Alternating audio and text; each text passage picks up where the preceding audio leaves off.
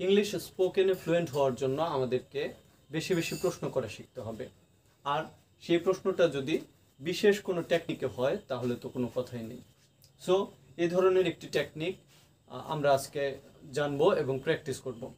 আমরা জানি যে বেশি বেশি প্র্যাকটিসের মাধ্যমেই স্পোকেনে আমরা ফ্লুয়েন্ট হতে পারি। সো আমরা আজকে আলোচনা করব ডু, ডাজ এবং ডিড দিয়ে কিভাবে প্রশ্ন করা যায় সেটা সম্পর্কে। Okay, hello learners, this is Abrar Hussain Sajan and welcome to high school English. আমি এই যে সিরিজটা শুরু করেছি সেটা হলো ইজি স্পোকেন। এই স্পোকেনের এই সিরিজটাতে আমি বেসিক থেকে শুরু করে একদম অ্যাডভান্স পর্যন্ত স্পোকেনের ধারাবাহিক যে ইগুলো হবে সেগুলো নিয়ে আলোচনা করব ভিডিও। ওকে, আমরা প্রথমে শুরু করছি আজকে তাহলে ডু দিয়ে। আমরা জানি মূলত আমরা এখানে আলোচনা করব এবং ডু এবং ডাজের যে পার্থক্যটা, ব্যবহারটা, সেটা নিয়ে আলোচনা বলতে নিয়ম আসলে সবাই জানে কম বেশি, শুধু আমাদেরকে করতে হবে প্র্যাকটিস। ডু আর ডাজের যে প্র্যাকটিসটা, যেমন do you, do they, do plural হয় ডু ইউর ফ্রেন্ডস, আবার ডাজের ক্ষেত্রে কিন্তু হয়ে যায় ডাজ হি হবে, ডাজ শি হবে, ডাজ নেম হবে যে কোনো নাম, যেমন does Rahim, does Smith, does অন্য কোনো নাম। আবার রিলেশনের ক্ষেত্রে কিন্তু সিঙ্গুলারটা হবে ডাজ ইয়োর ফ্রেন্ড। আমরা ডুতে দেখেছি যে ডাজ ইয়োর ফ্রেন্ডস এবং ডাজ ডু ইয়োর ফ্রেন্ডস এবং ডাজ ইয়োর ফ্রেন্ড, এখানে কিন্তু পার্থক্য। ওকে, আমরা প্র্যাকটিসের মাধ্যমে দেখি কেমনে কিভাবে এগুলো করতে হয়। আমরা আমাদের যে স্কুলের ক্লাসগুলো করেছি অথবা আমরা যে ক্লাসগুলোতে পড়েছি আগে ছোটবেলা থেকে, সেখানে কিন্তু আমরা এরকম টেবিল মিলকরণ পড়েছি।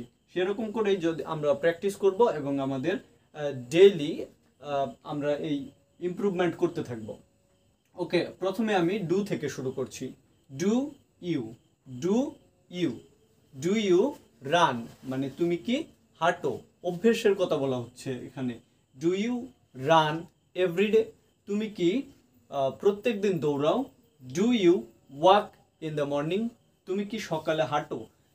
এই দুইটা ভার্বের ক্ষেত্রে যদি আমরা হি, শি অথবা যে কোনো নাম দিয়ে ব্যবহার করি তাহলে কি হবে? তাহলে হবে does. Does he run, does she walk, does she walk in the morning, সে কি সকালে হাঁটে। ওকে, আর পাস্টের ক্ষেত্রে হয় ডিড, এটা আমরা জানি।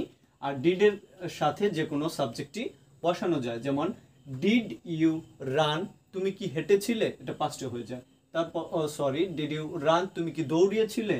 ডিড ইউ আমরা যে অন্যটা বসাতে পারি, did she walk in the morning, সে কি সকালে হেঁটেছিল, এরকম।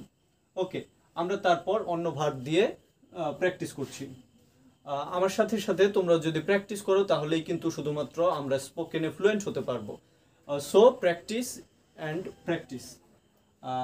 ডু দে, এরপর আমরা ডু দেতে আসি আর অন্য ভার্ব ব্যবহার করি।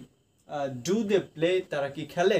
আমরা এরপর যে অবজেক্টগুলো ব্যবহার করতে পারি, যেমন ডু দে প্লে ক্রিকেট, তারা কি ক্রিকেট খেলে। Do they play cricket in the field, তারা কি মাঠে ক্রিকেট খেলে। তারপরে ডু ইয়োর ফ্রেন্ডস, তোমার বন্ধুরা। Do your friends play in the field, তোমার বন্ধুরা কি মাঠে খেলে। আবার ডু অন্য ভার্বের ক্ষেত্রে ডু ইউ ওয়াচ, তুমি কি দেখো। Do you watch TV, do you watch YouTube. তারপর ডু ইউ টিচ, তুমি কি শেখাও। ডু ইউ টিচ, তুমি কি শেখাও। ডু ইউ ড্রাইভ, মানে তুমি কি ড্রাইভ করো, মানে ড্রাইভ বলতে কিন্তু আমরা গাড়ি চালানো বুঝি, যে ড্রাইভ। ডু ইউ ড্রাইভ, তুমি কি গাড়ি চালাও। আর যদি আমরা পাস্টের কথা বলি তাহলে কিন্তু ডিড আমরা ব্যবহার করতে পারি, যে ডিড ইউ ড্রাইভ, তুমি কি গাড়ি চালাতে বা গাড়ি চালিয়েছো। আর ডাজ হি, ডাজ হি, হির কথা যদি বলি, আমরা অন্য একজনের কথা যদি বলি, অথবা does Rahim drive, does Rahim drive, Rahim কি গাড়ি চালায়। আমরা যদি বলি তোমার কথা ইউ, তাহলে হবে ডু ইউ ড্রাইভ, তুমি কি গাড়ি চালাও। আবার অন্য একজনের কথা বলি তাহলে হবে does, does Rahim drive, Rahim কি গাড়ি চালায়। আর পাস্টের কথা যদি বলি আমরা তখন হবে ডিড ইউ ড্রাইভ, তুমি কি গাড়ি চালিয়েছিলে। ডিড রহিম ড্রাইভ, রহিম কি গাড়ি চালিয়েছিল? আশা করি এই যে প্যাটার্নটার কথা আমি বলেছি এটা সবাই বুঝতে পেরেছো। এরপরে শুধুমাত্র প্র্যাকটিস করতে হবে। আমরা অন্য ভার্বগুলোর ক্ষেত্রে ব্যবহার করি যে ডু দে, এটা আমরা করেছি। ডু হি, এটাও আমরা করেছি। ডু রিলেশন সিঙ্গুলারের ক্ষেত্রে যদি আমরা বলি তাহলে কিন্তু ডাজ হবে। Does your mother, does your mother, does your mother mop, তোমার মা কি মুছেন ফ্লোর, ফ্লোর আমরা বলতে পারি। Does your mother mop your floor, room, তোমার মা কি তোমার রুম মুছে দিয়েছেন বা মুছে দেন। ডিড ইয়োর মাদার আমরা ব্যবহার করতে পারি যে did your mother mop your room, তোমার মা কি তোমার রুম মুছে দিয়েছেন। একইভাবে আমরা সুইপ ভার্বটাও কিন্তু ব্যবহার করি। সুইপ অর্থ হলো ঝাড়ু দেওয়া, ঝাড়ু দেওয়া, হ্যাঁ সুইপ অর্থ হলো ঝাড়ু দেওয়া। ওকে, তাহলে আমরা অনেকগুলো ভার্ব কিন্তু এখানে লিখিনি, এখানে শুধুমাত্র 10টি ভার্ব লিখেছি, সেই সাথে কিছু সাবজেক্ট আর 3টা মাত্র ভার্ব, যেটা হলো ডু, ডাজ, ডিড, এটা হলো অক্সিলারি ভার্ব। এই ভার্বগুলো ব্যবহার করে আমরা কিন্তু অনেক প্রশ্ন তৈরি করতে পারি। সো আমি এখানে দেখালাম কিভাবে আমরা ডু, ডাজ এবং ডিড ব্যবহার করে প্রশ্ন করতে পারি এবং স্পোকেনের জন্য কিভাবে আমরা প্র্যাকটিস করতে পারি।